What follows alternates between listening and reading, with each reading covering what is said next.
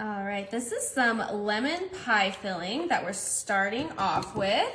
And next, we're gonna come in with some angel food cake mix.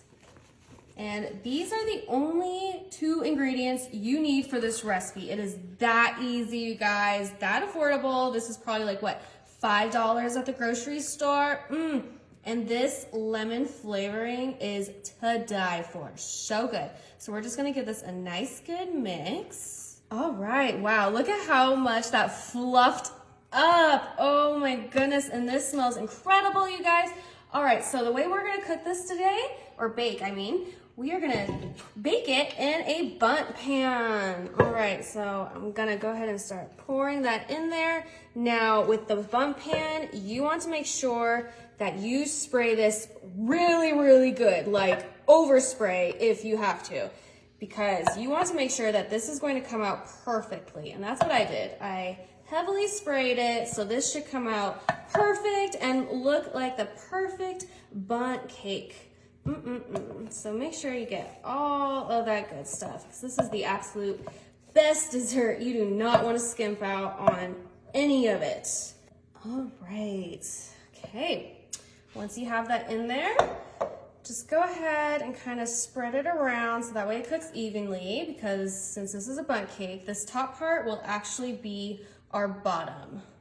All right, that looks beautiful.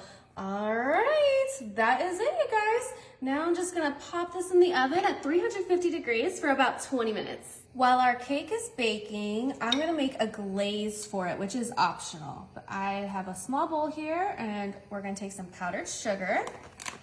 You wanna be generous with this. All right, I'm just eyeballing it, but that looks like about 1 cup, which should be perfect, okay? And to go with our lemon theme, I am going to juice some lemon here. So I have my handy juicer here. Just pop that in and squeeze. Ooh.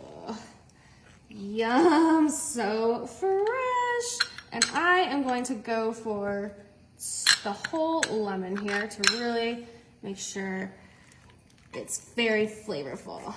Beautiful. We're gonna take a little bit of melted butter. So good. That looks perfect. And now we just have to whisk it up. A 3-ingredient glaze. It does not get better than that, you guys. I'm actually gonna go ahead and add a little bit more butter because I want it to be more like a glaze rather than a frosting. So I want it pretty thin, but you can do it however you'd like. We'll just toss all of that in there. Oh yeah. Yum. I cannot wait, you guys. Look at that. Perfect. That is just the right consistency. All right. Now let's check on that cake. All right, our cake is done. Now it is time for the flip. So I'm gonna go ahead and use the serving platter that I plan on using. Place that right on top, and we just give it a nice flip. Whew. Okay, there we go. All right, give it a nice pat, pat, pat, and lift. Woo! All right, I got a little on the edge there, but that is okay. Look at that, we just kind of scrape it off and all will be fine. Look how beautiful, and this smells so amazing.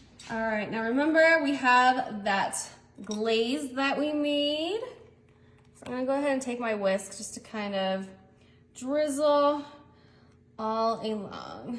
Oh, this smells so incredible, you guys. I just cannot emphasize that enough.